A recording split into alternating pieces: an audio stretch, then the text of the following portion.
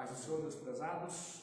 Vamos à leitura do livro de Esdras, capítulo 10, só alguns versículos, dizendo assim: enquanto Esdras orava e fazia confissão, chorando, prostrado diante da casa de Deus, ajuntou-se a ele de Israel muito grande congregação de homens, de mulheres e de crianças, pois o povo chorava com grande pranto.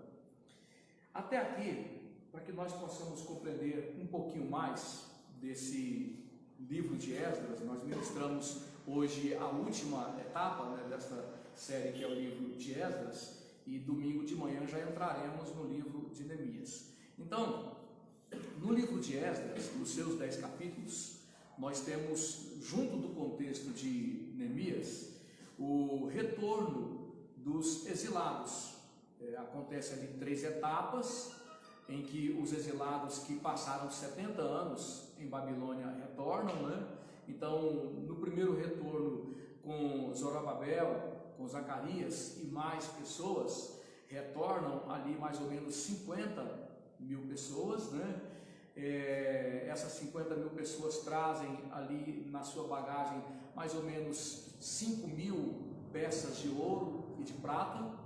Isso se dá aí por volta do ano de 538 a.C.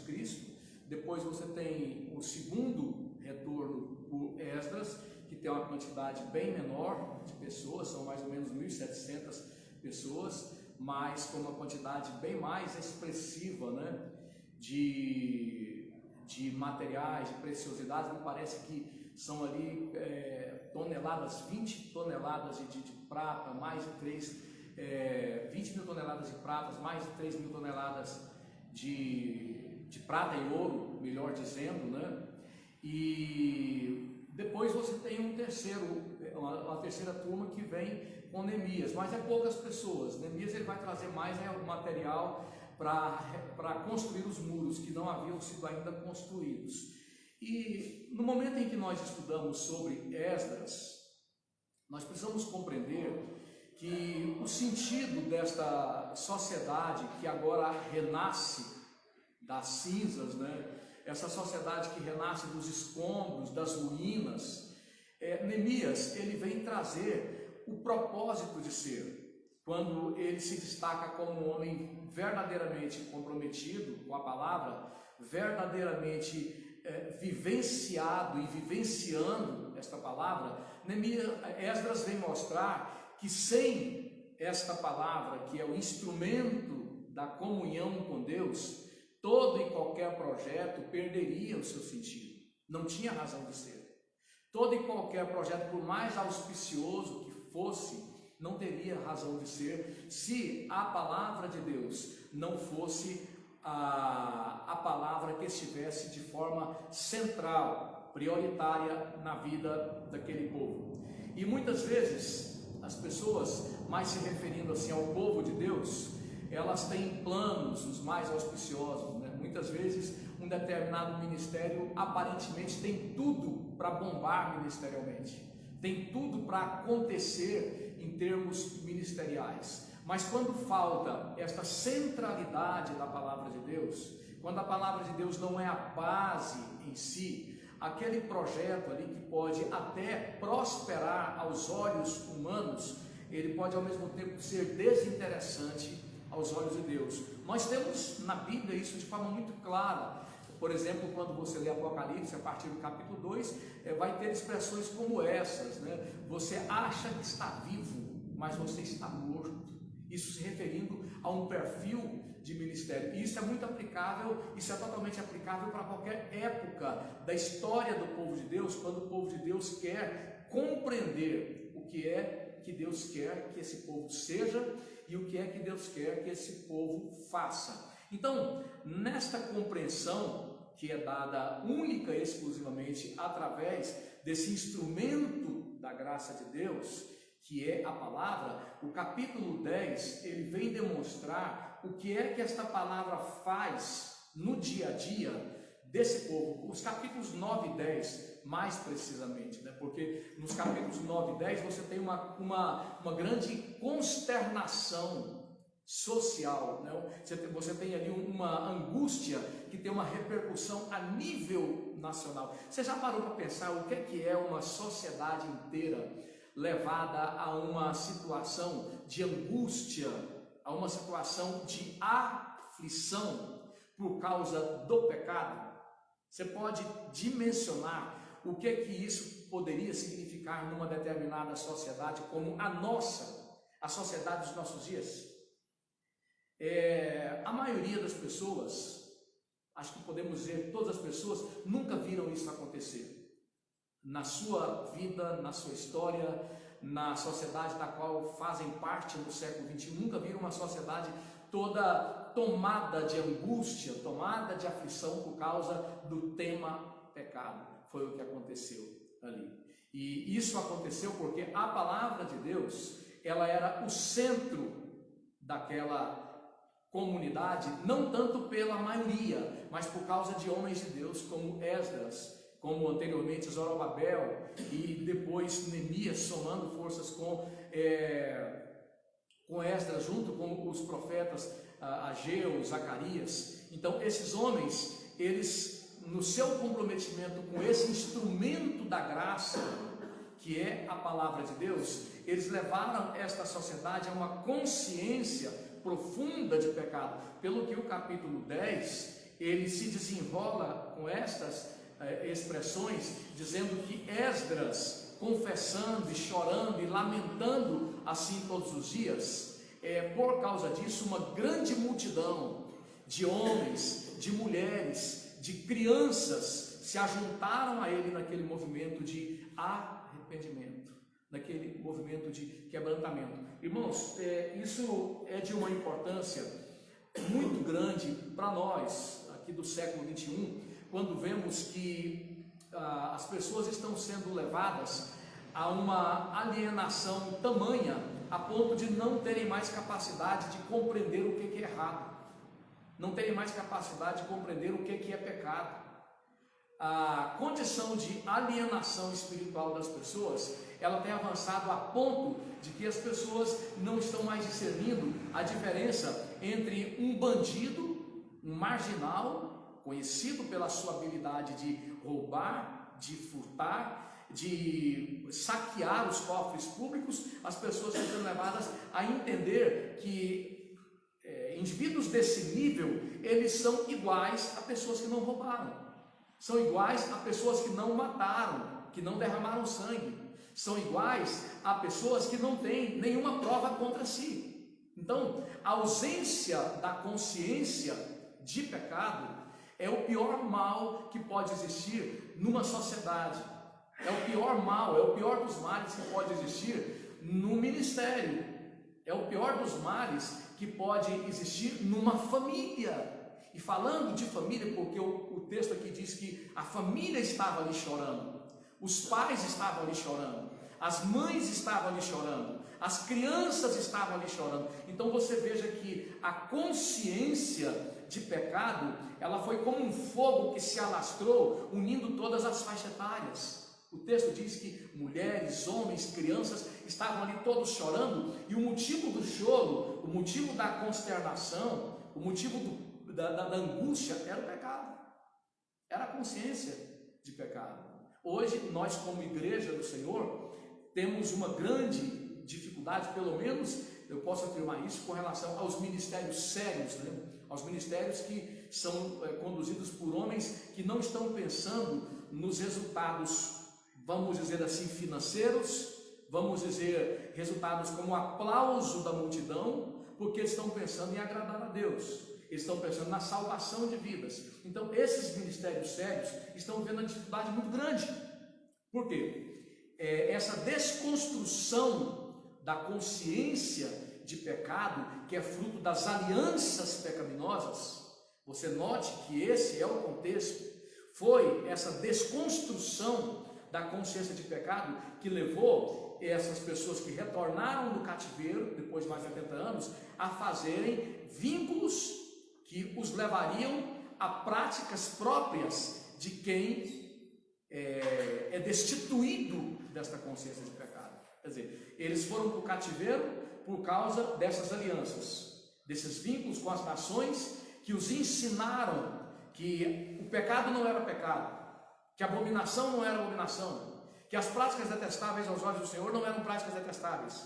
Sociedades que ensinaram para Israel que tudo era relativo e acabaram ensinando para Israel que havia uma necessidade até de regulamentar as práticas abomináveis, né? Então eles foram para o cativeiro por causa dessas alianças. Aí eles retornam do cativeiro, e quando retornam do cativeiro, eles tornam a fazer de novo alianças comprometedoras com as nações ali circunvizinhas. E à medida em que essas alianças acontecem, elas consequentemente vão implodir a consciência de pecado. Não tem como o crente ter um vínculo afetivo com o mundo e ele não implodir a sua consciência de pecado, porque quem gera a consciência de pecado é o Espírito Santo. E se você aceita ser amigo do mundo, se você aceita ter um sentimento de afeto para com o mundo, então você está expulsando o Espírito Santo de Deus. Efésios 4 diz: não extingais o Espírito Santo de Deus, no qual estáis selados para o dia da vossa redenção. Então, as alianças com o mundo, elas são fatal para a comunhão com Deus. Elas são mortais, são letais para a comunhão com Deus. E essa gente que ali estava, o capítulo 9, mostra os auxiliares de Esdras, colocando exatamente para ele: olha, eles estão aliançados com as demais nações. Eles estão comprometidos com as demais nações. Então Esdras começa um trabalho sério que passa pelo quebrantamento, passa pela confissão de pecados, passa pelo pranto, passa pelas lágrimas, passa tudo isso para a mente daquele povo, levando-os à necessidade de recuperar esse bem tão precioso, que é a consciência de pecado. Junto com essa consciência de pecado, que gerou aquela comoção naquela sociedade, o que é que nós podemos aprender também? Aquele povo poderia, com a consciência de pecado, recuperar o quê? A confiança em Deus e a esperança em Deus. Na propaganda, na divulgação que eu fiz da ministração de hoje, eu comentei um pouco sobre isso, dizendo que a verdadeira confiança em Deus, a verdadeira esperança em Deus, como é que é isso aí? Como é que são esses termos bem traduzidos biblicamente? Como é que é alguém que verdadeiramente confia em Deus? Alguém que verdadeiramente espera em Deus. Você vê de forma muito comum as pessoas dizendo: não, eu espero em Deus, né? Eu tenho esperança em Deus. Não, eu confio muito no Senhor. Mas como é que é o fundamento, a consistência ética, moral, de quem realmente confia no Senhor, de quem realmente espera no Senhor? Para início de conversa, quando você lê na Bíblia esse termo esperança no Senhor, o nome Senhor, para o crente, tanto do Antigo Testamento como do Novo Testamento, ele significa o proprietário. O Senhor, ele é o dono do servo. A palavra Senhor e a palavra servo na Bíblia. O Senhor é o dono do servo. O servo não tem vontade própria tem o Senhor. É muito importante, porque você vê crentes falando, por exemplo, do livre-arbítrio.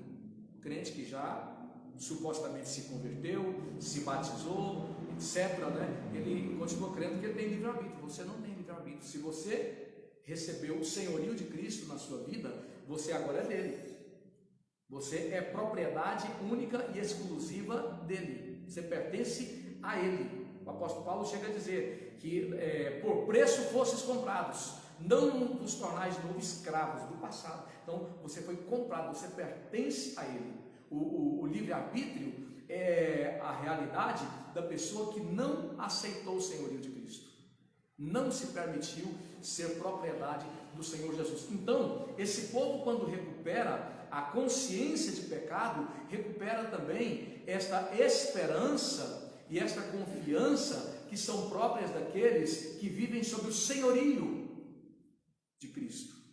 Aqueles que verdadeiramente esperam no Senhor, confiam no Senhor, eles têm uma consciência nítida, robusta, sadia, de que o pecado separa, o crime separa de Deus, o erro separa de Deus, e nesta consciência que eles têm de pecado, como diz lá em João capítulo 16, versículo 8, que o Espírito Santo convence do pecado, da justiça e do juízo, nessa consciência que eles têm de pecado, eles têm temor de Deus e têm a esperança nele, e têm a confiança nele, não é? Então, se eu confio nele, se eu espero nele, a palavra dele tem toda abertura na minha vida para quê?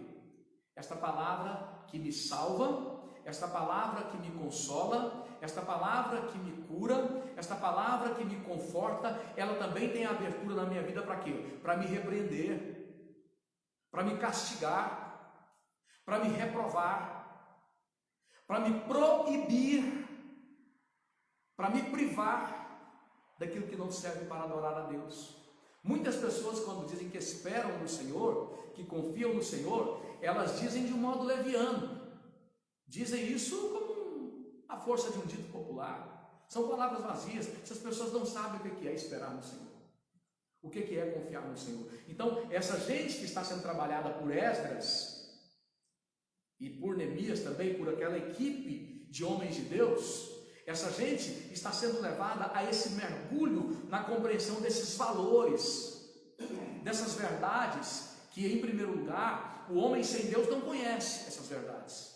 Ele não tem condição de avaliar o que é para o homem que não conhece a Deus, que não se converteu, o que é para ele consciência de pecado, o que é para ele temor de Deus, o que é para ele a esperança verdadeira, a confiança. Ele não é para esses valores, ele desconhece por completo. Então, à medida em que a palavra de Deus está centrada em nossas vidas, à medida em que nós temos esse comprometimento com esta palavra como instrumento da graça que Deus quis, na sua sabedoria, na sua soberania, escolher como instrumento da sua graça e salvação para nos tratar, quando nós nos abrimos para esta palavra, então nós crescemos nesses valores, nesses fundamentos, como é o fundamento da consciência de pecado. É um fundamento, é um princípio, né?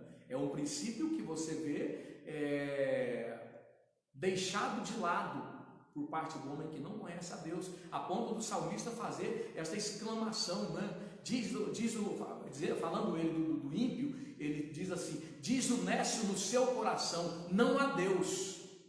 Ele não respeita Deus, ele não poderia então conhecer seus valores, seus princípios, né, seus fundamentos, porque ele não respeita, não reconhece o senhorio de Deus. Esse povo que Esdras está trabalhando está sendo libertado de desaparecer como povo nesse caldeirão étnico de nações que simplesmente desconhecem a Deus, né? Então, quando Deus, através da sua palavra, nos repreende, nos confronta, nos chama a compromissos que, se levarmos adiante, vão nos fazer chorar, vão nos fazer sofrer momentaneamente, Deus faz isso para que os seus propósitos possam se cumprir nas nossas vidas, para que as suas promessas possam se cumprir, para que possamos estar preparados para viver essas promessas. E Deus faz isso, acima de tudo, para que não morramos na identidade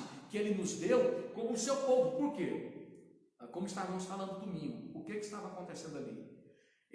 Aquelas 10 tribos que desapareceram em termos de identidade, aquelas 10 tribos, elas deixaram passar o tempo do arrependimento, o tempo de recuperação da consciência de pecado, não é? E por deixarem passar o tempo, por esnobarem, por não temerem a Deus, então Deus permitiu que elas simplesmente morressem como povo, morressem em termos de identidade com o propósito de Deus, que queria que aquela gente fizesse parte desta ascendência do Messias, queria que eles, juntamente com as demais tribos, compusessem a nação que daria para o mundo o Messias.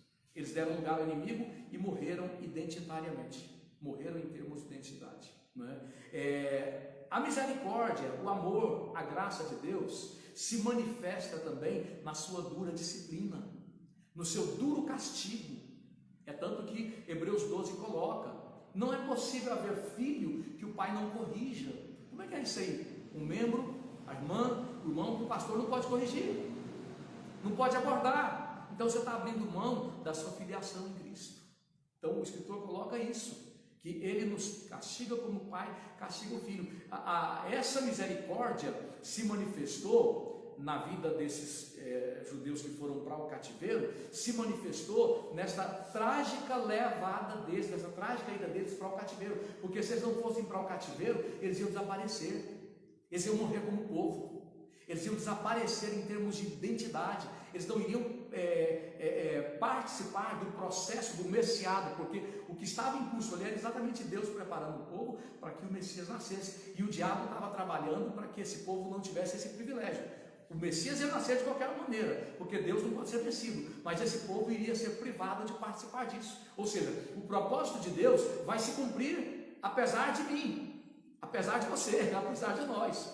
Se nós formos infiéis, o propósito de Deus vai se cumprir na vida de outras pessoas. Se nós formos fiéis, nós vamos participar desse processo de Deus na história, né? De forma gloriosa, de forma prazerosa, iremos participar. Então Deus, por misericórdia, permite a tragédia do cativeiro, para que aquelas pessoas pudessem participar, pudessem não morrer com vistas ao propósito de Deus. E agora, de novo, o inimigo age, eles dão lugar e de novo eles correm perigo de desaparecer. É quando entra a atuação de homens verdadeiramente comprometidos com Deus naquele cenário. E estávamos comentando domingo na ministração que o inimigo tenta de várias formas. O inimigo lutou para que esse povo fosse extinto, não participasse do propósito de Deus em trazer o Messias para o mundo, né? Bom, não conseguiu, o diabo não conseguiu, o Messias veio. E agora o diabo ele tem outra estratégia.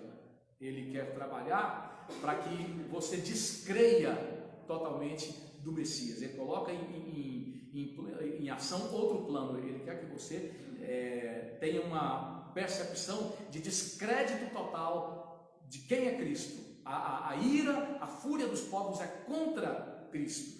Toda esta situação em que nós vemos os valores cristãos sendo atacados, sendo relativizados, é porque o ódio é contra Cristo. Daí o salmista se expressar desta maneira no Salmos capítulo 2, os povos se reuniram, as nações se congregaram, os reis da terra, os governantes, os príncipes todos, a uma só voz, dizendo: sacudamos de nós o seu jugo e o jugo do seu filho. Se uniram contra Deus e contra o seu filho. Então você vê esse sentimento atual em que os valores da palavra de Deus sob ataque, é o próprio Cristo sob ataque. Bom, já que ele veio, nós vamos destruir ele da cabeça das pessoas, né? Então, irmãos, nós precisamos, nesse tempo difícil e que cremos que se avizinha da volta do Senhor Jesus, nós precisamos ter um compromisso autêntico, um compromisso verdadeiro, um compromisso que seja verdadeiramente santo com a palavra de Deus. Porque o que é que estava acontecendo ali, nesse contexto? Já terminando a nossa ministração, lá no capítulo 4 do livro de Esdras, essa gente dessas demais nações se aproxima ali e são instrumentos do diabo para que uma estratégia de mistura fosse levada a efeito, para minar o propósito de Deus na vida daquele povo. Então eles se aproximam, querem participar da construção do templo, eles querem serem introduzidos, eles querem ser diluídos ali no meio do povo de Deus. E há uma resistência ali, por parte de Zorobabel, dos homens que estão ali, não permitem que aquilo aconteça. Bom, depois que eles não conseguiram naquele contexto, mas continuaram tentando. E por último, você tem no capítulo 9, uma vitória, pelo menos em parte, do inimigo, que conseguiu envolver o povo de Israel, envolver os judeus com essas alianças. Então, esta palavra, ela nos confronta no sentido de nos perguntar até que ponto eu estou vivendo a pureza do propósito de Deus. Eu estou vivendo a verdadeira separação. Por quê? Deus não vai me tirar do mundo. Eu estou num contexto social. Eu tenho o meu trabalho. Eu tenho as minhas idas e vindas no meio da sociedade, para a qual eu devo ser sal e luz. Eu não devo ser alguém isolado. Eu não devo ser alguém que não fale com as pessoas, que não converse. Pelo contrário, a Bíblia diz que os apóstolos caíram na graça de todos e Deus ia acrescentando aqueles que haveriam de se salvar. Mas isso deve ser compreendido sem que o crente tenha um vínculo, uma aliança, um comprometimento de valores, um comprometimento espiritual, um comprometimento afetivo, uma aliança, como já dissemos. Porque se houver uma aliança, então há um comprometimento da santidade. A palavra santidade tem que ver com separação. Havendo aliança, então você compromete a santidade devida ao Senhor. E aí vai voltando a fita de novo. Compromete a santidade devida ao Senhor, você vai se tornando uma pessoa que vai aprender a relativizar cada vez mais o pecado. A consciência de pecado começa a ser minada. Esse é o ponto, esse é o propósito dessa ministração: valorizar a consciência de pecado. E essa valorização dessa consciência tão importante, ela se desenvolve com sucesso quando a palavra de Deus está centralizada em nossas famílias, em nossos ministérios, em nossas vidas. Que Deus possa te abençoar poderosamente. Vamos orar nesse momento.